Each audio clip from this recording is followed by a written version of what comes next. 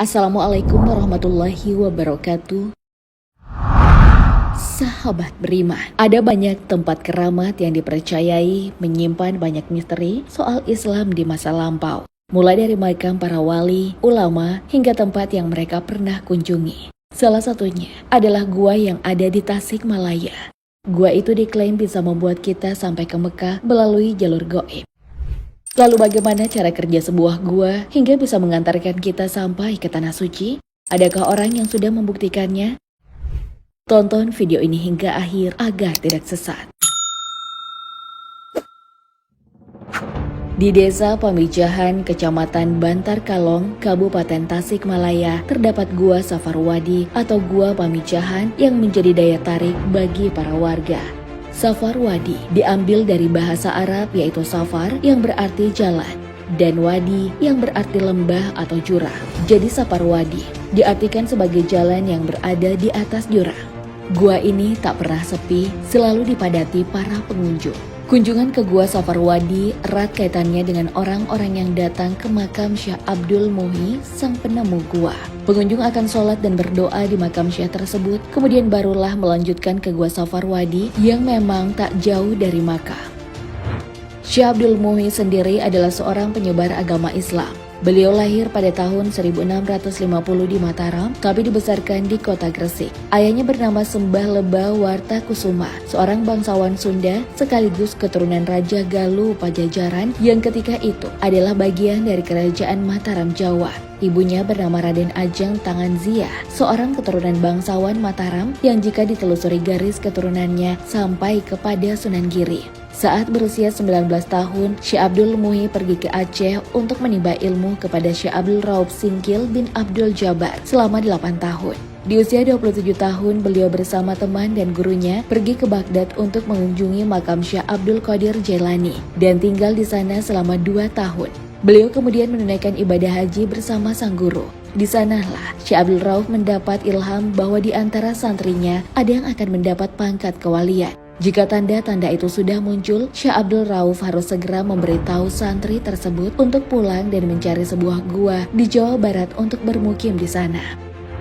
Saat asar di Masjidil Haram, Syekh Abdul Rauf pun melihat tanda-tanda kewalian tersebut berupa cahaya yang langsung menuju Abdul Muhyi. Dari situlah sang guru pun menyuruh santrinya itu pulang dan meminta izin kepada orang tuanya untuk menetap di daerah bagian Jawa Barat. Sebelum berangkat mencari gua, Abdul Muhyi terlebih dahulu dinikahkan dengan seorang perempuan bernama Sembah Ayu Bakta, yang merupakan putri Raden Tumenggung Wiradadaha III. Perjalanannya mencari gua pun dimulai bersama istrinya. Daerah pertama yang mereka kunjungi adalah daerah Dharma Kuningan. Mereka kemudian menatap selama 7 tahun, tapi tak kunjung mendapatkan lokasi gua yang dimaksud. Syekh Abdul Muhyi kemudian pindah ke Pamengpeuk daerah Garut Selatan dan bermukim selama setahun. Karena tak menemukan yang dicari, beliau lagi-lagi harus pindah ke Batuwangi dan Lebak Siu. Tapi hasilnya sama saja, tak ada gua di sana. Kemudian Syekh Abdul Muhyi kembali melanjutkan pencarian ke Gunung Kampung Cilumbuk atau Gunung Mujarot. Di antara kaki gunung itulah beliau menemukan gua yang selama ini dicarinya. Cara yang dilakukan Syekh Abdul Muhyi untuk menemukan gua adalah dengan menanam benih padi. Jika hasil panennya pas, tidak lebih dan tidak kurang, maka disitulah gua yang dimaksud. Beliau pun menanam padi dan berdoa kepada Allah Subhanahu wa Ta'ala. Dengan kekuasaan Allah, padi yang ditanam tadi segera tumbuh dan waktu itu juga berbuah dan menguning. Lalu dipetik dan hasilnya ternyata sama, sebagaimana hasil panen yang pertama. Dan benar saja, padi tersebut benar-benar sesuai dengan yang ditanam dengan yang dipanen. Selain itu, juga terdengar suara air terjun dan kicauan burung dari dalam lubang sebagai bukti adanya gua di sana. Maka berakhirlah pencarian gua Syekh Abdul Muhyi. Terungkap juga bahwa Gua Safarwadi telah lebih dulu digunakan oleh Syekh Abdul Qadir Jailani yang hidup kurang lebih 200 tahun lebih awal dari Syekh Abdul Muhyi.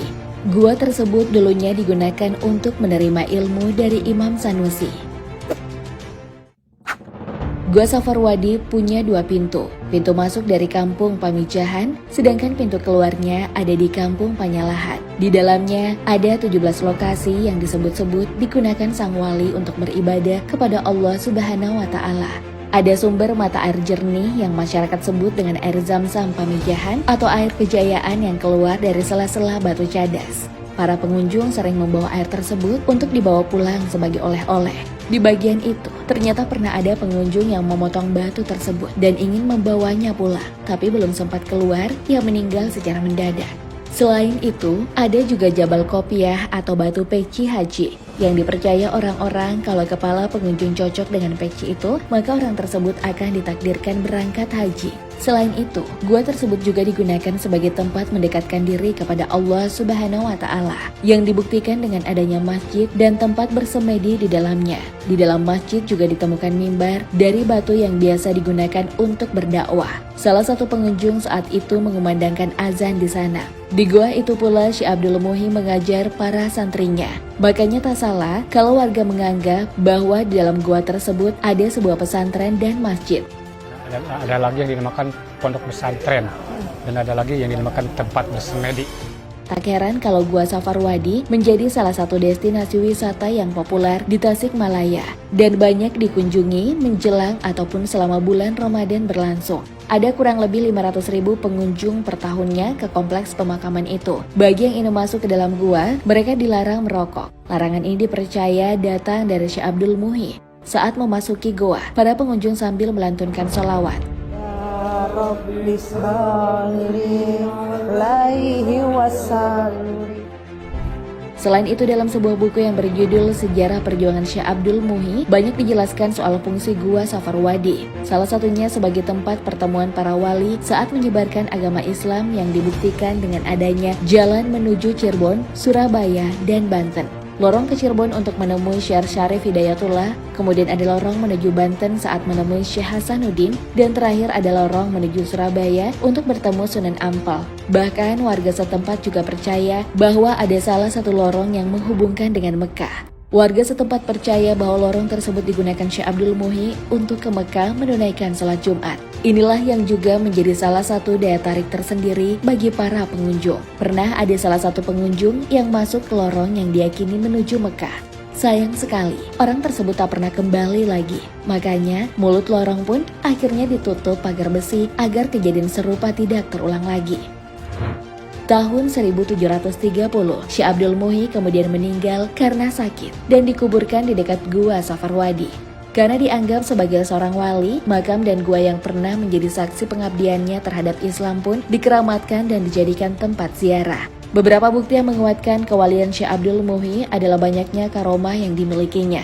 Pernah suatu kali, beliau menolong seseorang yang sedang dikejar-kejar lebah. Kemudian, Syekh Abdul Muhi langsung berbicara kepada kawanan lebah itu hingga akhirnya lebah-lebah tersebut mati dan orang yang ditolong pun selamat tanpa luka sengatan.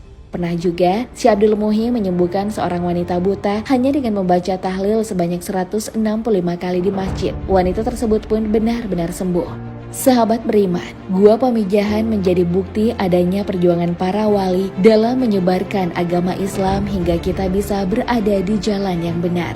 Ada yang pernah datang langsung ke gua tersebut? Wallahu a'lam bishawab. Wassalamualaikum warahmatullahi wabarakatuh.